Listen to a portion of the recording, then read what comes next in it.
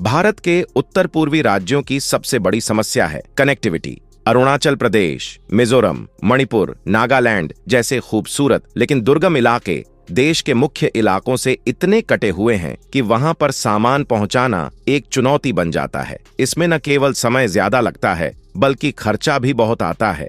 सड़कें कमजोर हैं, रेल नेटवर्क सीमित है और समुद्र तो बिल्कुल नहीं। अब सोचिए कि किसी राज्य की राजधानी से 1800 किलोमीटर की दूरी तय करके सामान लाना हो तो कितना महंगा और जटिल हो जाएगा वो व्यापार। लेकिन अब भारत सरकार ने एक ऐसा प्लान तैयार किया है जो इस पूरी स्थिति को बदल कर रख देगा। एक ऐसा प्लान जो भारत को म्यांमार के रास्ते समुद्र से जोड़ेगा और जिसकी मदद से भारत का नॉर्थ ईस्ट यानी उत्तर पूर्वी भारत सीधे सीधे दक्षिण एशिया से जुड़ पाएगा। इसका नाम है Kaladan multi modal transit transport project. इस प्रोजेक्ट की योजना कोई आज की नहीं है। इसकी नींव बहुत साल पहले रखी गई थी, लेकिन अब जब बांग्लादेश के साथ रिश्ते थोड़ा तनावपूर्ण हो गए हैं, तब इस योजना की अहमियत और भी बढ़ गई है। अभी हाल ही में बांग्लादेश की अंतरिम सरकार के मुखिया मोहम्मद यूनुस ने एक ऐसा बयान दे दिया जिसने भारत की चिंता और गहरी कर दी।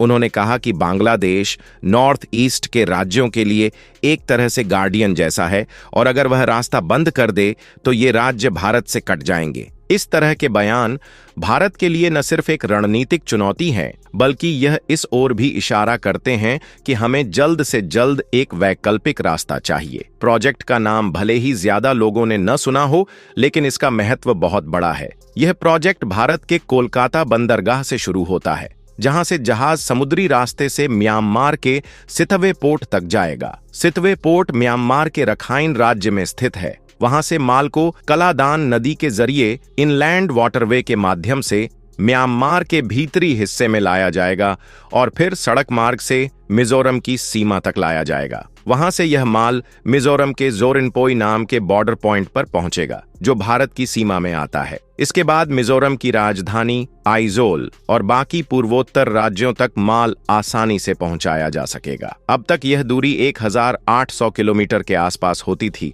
लेकिन कलादान प्रोजेक्ट के पूरा हो जाने के बाद यह घटकर 1100 किलोमीटर रह जाएगी, यानी सीधे सीधे 700 किलोमीटर की बचत। अब जरा सोचिए, एक तरफ समय की बचत, दूसरी तरफ ट्रक और फ्यूल खर्च की कटौती और तीसरी तरफ व्यापार की तेजी। यह तीनों बातें इस प्रोजेक्ट को रणनीतिक रूप से बेहद खास बना देती हैं। यह प्रोजेक्ट केवल ट्रांसपोर्टेशन से जुड़ा नहीं है, यह भारत और म्यांमार के रिश्तों का भी प्रतीक है। इसे फ्रेंडशिप प्रोजेक्ट कहा जाता है। भारत के विदेश मंत्रालय ने इस प्रोजेक्ट को आगे बढ़ाया और इसे सफल बनाने में भारत के पोत परिवहन मंत्रालय, सीमा सड़क संगठन और कई अन्य एजेंसियों ने मिलकर काम किया। इस पूरे प्रोजेक्ट में समुद्री, नदी और सड़क तीनों रास्तों का उपयोग किया जा रहा है, इसलिए इसे मल्टी मॉडल कहा गया है। अब बात करें कि अब तक क्या हुआ है, तो केंद्रीय मंत्री सर्बानंद सोनोवाल ने हाल ही में बताया कि सितवे पोर्ट अब पूरी तरह से तैयार है और वहां कोलकाता से पहला कार्गो जहाज भी पहुंच चुका है, यानी समुद्री मार्ग काम करना शुरू कर चुका है। अब काम बचा है म्यांमार के भीतर की सड़क का,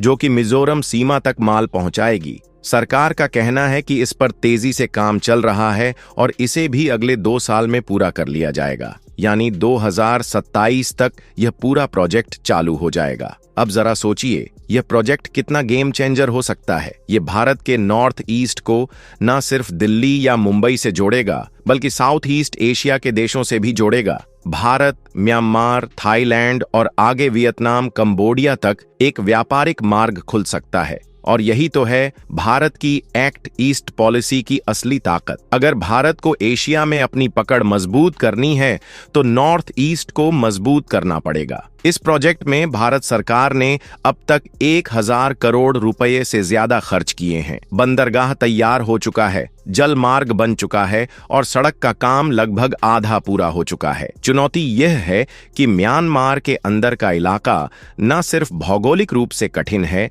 बल्कि वहां की राजनीति भी अस्थिर है। म्यांमार में मिलिट्री शासन है, विद्रोह भी है और चीन का असर भी बहुत ज्यादा है। लेकिन भारत इस सब के बीच संतुलन बनाकर चल रहा है, क्योंकि यह प्रोजेक्ट रणनीतिक रूप से इतना महत्वपूर्ण है कि इसे किसी भी हाल में पूरा करना जरूरी है। भारत को यह भी समझ में आ गया है कि नॉर्थ ईस्ट की भावना को सिर्फ भाषणों से नहीं जीता जा सकता। वहां सड़कों की जरूरत है, स्कूलों की जरूरत है, अस्पतालों और व्यापार की जरूरत है। यही वजह है कि अब भारत सरकार बड़े स्तर पर नॉर्थ ईस्ट को मेन स्ट्रीम से जोड़ने की कोशिश कर रही है। सड़कें बन रही हैं, एयरपोर्ट्स अपडेट हो रहे हैं और रेलवे का विस्तार हो रहा है। लेकिन इन सब के साथ साथ एक वैकल्पिक समुद्री मार्ग जोड़ना भारत के लिए गेम चेंजर साबित हो सकता है। इस प्रोजेक्ट का फायदा सिर्फ मिजोरम तक नहीं सिमटेगा। त्रिपुरा, मणिपुर, नागालैंड, अरुणाचल प्रदेश सभी को इसका लाभ मिलेगा। एक बार रास्ता तैयार हो गया तो माल ढुलाई सस्ती हो जाएगी, व्यापार बढ़ेगा,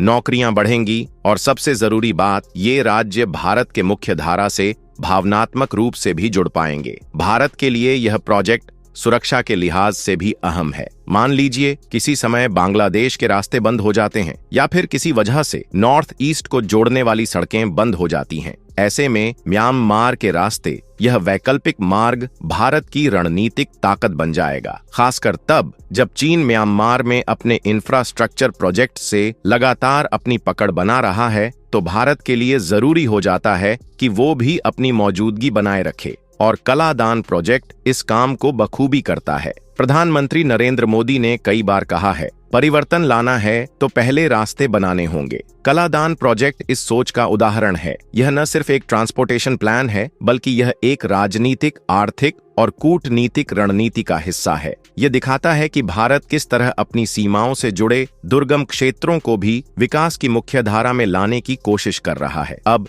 एक और महत्वपूर्ण मुद्दा है निकोबार मेगा प्रोजेक्ट। भारत सरकार अंडमान और निकोबार द्वीप समूह में एक मेगा इंफ्रास्ट्रक्चर प्रोजेक्ट पर काम कर रही है, जो भारत के समुद्री प्रभुत्व को बढ़ाएगा और रणनीतिक रूप से चीन को टक्कर देने में सक्षम होगा। लेकिन इस प्रोजेक्ट के सामने पर्यावरण से जुड़ी कुछ बाधाएं आ रही हैं। यह इलाका इको सेंसिटिव जोन में आता है और यहाँ कई रेयर स्पीशीज भी पाई जाती हैं। पर्यावरणविदों का कहना है कि अगर बिना प्लानिंग के यह प्रोजेक्ट शुरू किया गया तो वहाँ की जैव विविधता को भारी नुकसान होगा। सरकार ने अब इस दिशा में भी कदम उठाया है। पर्यावरण मंत्रालय और रक्षा मंत्रालय मिलकर एक ऐसे प्लान पर काम कर रहे हैं जिससे कि प्रोजेक्ट भी आगे बढ़ सके और पर्यावरण को नुकसान भी न हो। एक संतुलन बनाने की कोशिश हो रही है जिसमें विकास और संरक्षण दोनों को जगह दी जा सके। भारत जिस तरह से अपने समुद्री और पूर्वोत्तर इलाकों में निवेश बढ़ा रहा है,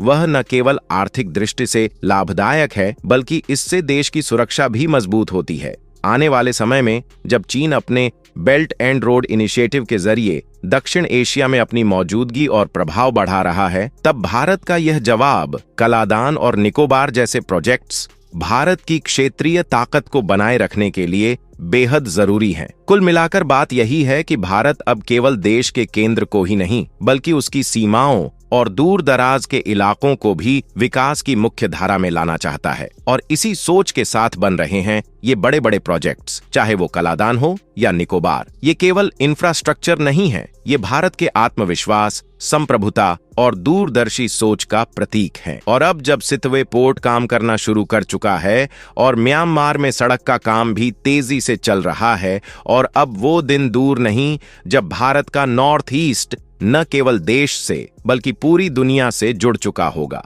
एक नए, सस्ते, तेज और सुरक्षित रास्ते के जरिए। वैसे दोस्तों, इस खबर को सुनने के बाद आपको कैसा महसूस हुआ? कमेंट सेक्शन में जरूर बताएं। वीडियो पसंद आई हो तो वीडियो को लाइक करें और ऐसी ही और वीडियोस के लिए हमारे चैनल को सब्सक्राइब करके बेल आइकॉन को भी ऑन कर लें।